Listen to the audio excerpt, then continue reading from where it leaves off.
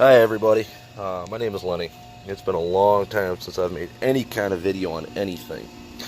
But I recently purchased back in February a 2000 Ford F-350 powerstroke diesel with under 100,000 miles on it.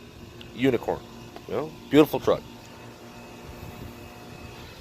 I put the lights on, I put, the cap on it, the 2016 style mirrors.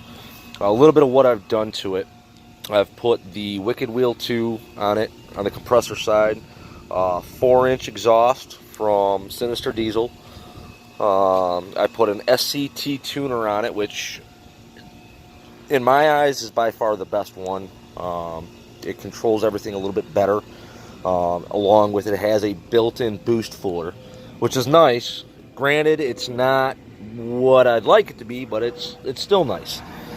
Anyway, I'm sorry for the fogginess again. Here, let me clean the lens. There we go. That'll help. So, recently, I'd say Friday night, by the way, this is Monday morning. Friday night, I took time to clean out my truck. I'm going on a trip on Thursday, going down to Tennessee, and I have a 31-foot travel trailer that I will be pulling. Right there. And I wanted to make sure that my truck was clean, tip-top shape, everything was running like it should. So, after cleaning the inside of the truck, I decided I haven't cleaned the engine yet. Now, I understand that washing an engine with a high-pressure hose is a big no-no. So I didn't. I've been a mechanic for 15 years now. So I know that firsthand. So I took the regular water hose and put a Harbor Freight hose nozzle on it and had it on the shower setting right there, the lightest setting you can put it on. I sprayed the greaser on a hot engine,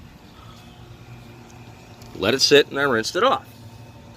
Well, as I was rinsing it off, the engine started to surge pretty bad, and then it stopped. It just completely shut off. Okay, so previous, years, something got wet, start it up, dry it out. Take an air hose to everything, dry everything off. So, I did so. Went to back it down the driveway, didn't even make it out of the driveway, and the truck completely shut down and would not start. So, I put my code reader on it. Came back, it was the typical P1280 code, which is for the ICP. Sorry, having a brain fart, guys. Bear with me here. It'll hit me here in a second. ICP. Anyway, it has to deal with the high pressure oil sensor, and that's what the ICP is. It's a high pressure oil sensor, and it sits on the driver's side front part of the head right under the 7.3 powerstroke box. I'm sorry, I have the phone reversed, so everything's reversed right now, so keep in mind this is the driver's side of the head. That little sensor you see right there with those wires, that is the ICP sensor. So I unplugged it. Truck started right up, ran fine, other than it being in limp mode. So, okay, obviously that's a problem. So I turned around, I went to O'Reilly's. Mistake number 2. Mistake number 1 was washing the engine. So mistake number 2, I went to O'Reilly's, where I purchased for $182, waste of money by the way, a BWD ICP sensor. Put it in, turned the truck on, cleared the code, immediately came back. Like, when I say immediately, the code wasn't even done clearing and it was resetting and the code was coming back on. Okay. So I'm getting a little irritated. I've got a trip going on here shortly. Now I'm starting to freak out. So I test it. I test the sensor. Come to find out, the BWD I just bought from O'Reilly's was bad. So I took it out. And the way to test if it's the sensor and or the pigtail is you take a voltmeter and put it in ohms. This gets a little in depth. You take the PCM out of the truck, which is underneath the dashboard. And here, I'll show you where, for anybody who doesn't know. Okay, I'm on the driver's side of the truck. There's the emergency brake. And the PCM is right there in that little cage. You take those two bolts out. You go into the engine bay. Again, I'm on the driver's side. And to make it easier, you move this relay box and this relay box. And down below, there's a 3 connector piece and then a 1 connector piece. You want to unbolt the 1 connector, the one big one. Pull that out.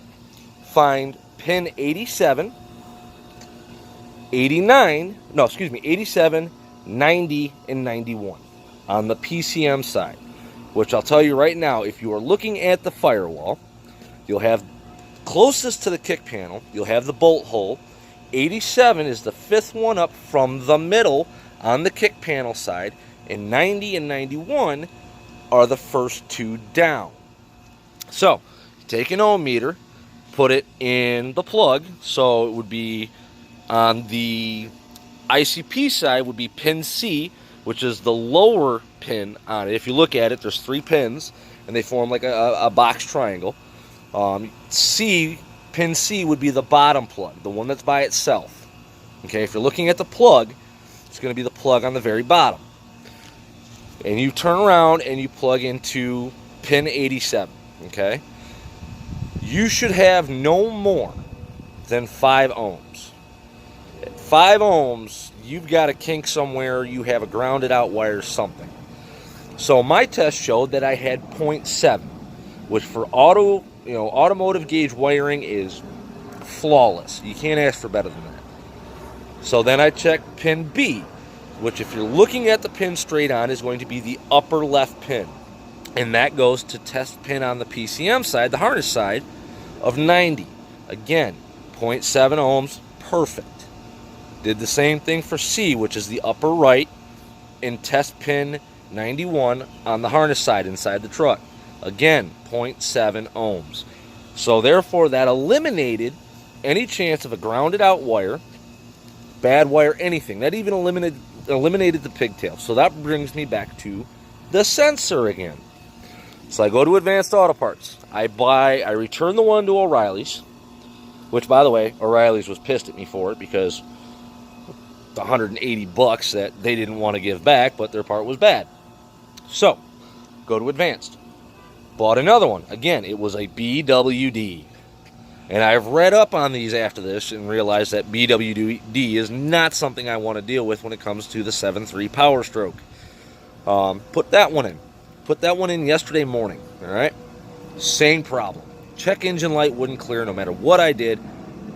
So, not going to lie, started to get frustrated to the point where I was drinking a couple beers. I needed it. Anyway, so this morning, my father-in-law, graciously, who works at a Ford dealership, says, you know what? Let's buy one from the dealership. See if that makes a difference. Now, when I bought this truck, I told myself that I would never put anything on it other than dealership parts, IH.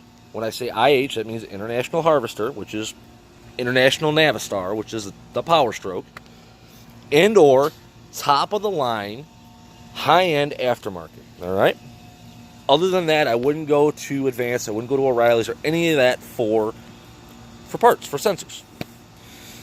So, my father-in-law, like I said, graciously, brings me home one from the Ford dealership. I put it in. And this is not even a Motorcraft sensor. This is Ford stock. This is FOMOCO. And the part number, here, let me find it here for you. This is an actual Ford part.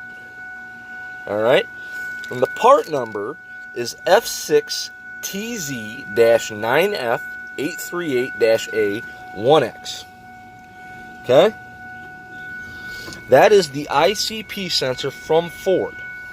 Now, with my luck and the way everything was running, it was a shot in the dark at that point.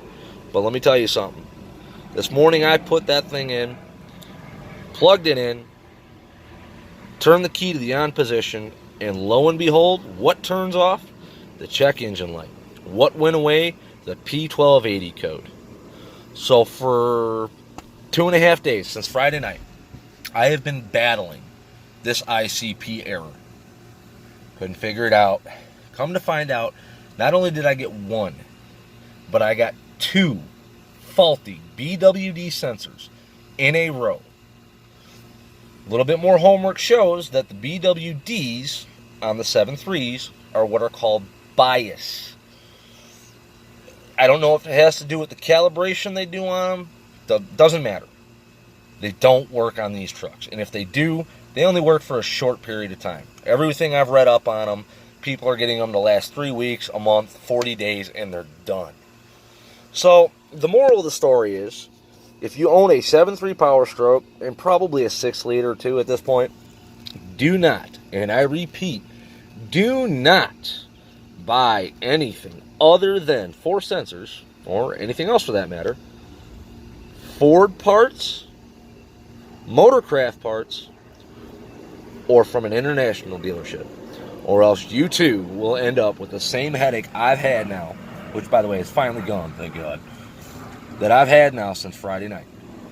So this is kind of my, like I said, this is my first video in a long time. This is my way of telling anybody that has a 7.3, if you ever have the P1280 code and you can't get it to clear after replacing the sensor, and you're going to the random auto parts store to get these sensors, try the dealership. And again, earlier on in the video, I told you about tracing it. That'll eliminate bad ground or a kinked wire somewhere with the ohms, all right? Follow that, and you will find your problem. If there's no problem in the harness, it's in your sensor, all right? Thank you for your guys' time. Hopefully this helps a lot of people out there, because I know a lot of people have had problems solving this. It literally boils down to the brand of sensor. So I'll give you one quick walk around in my truck here. That way you guys can see what I'm dealing with. Those are lawn chairs, a couple clothes. But my wife and I cleaned out the inside of the truck. Carpet's gorgeous. Got towels everywhere because I've been sweating. Did the A-pillar gauge setup. Aftermarket radio. Nothing special, just 7.3 crew cab, 8-foot bed dually. So, but she's my baby. So I've learned the hard way now. Nothing other than OEM or IH parts. Hopefully, like I said, this helps everyone else out that's having this issue. Try a Motorcraft sensor. See if that helps you. Have a good day, everybody. Stay cool. And 7.3 love.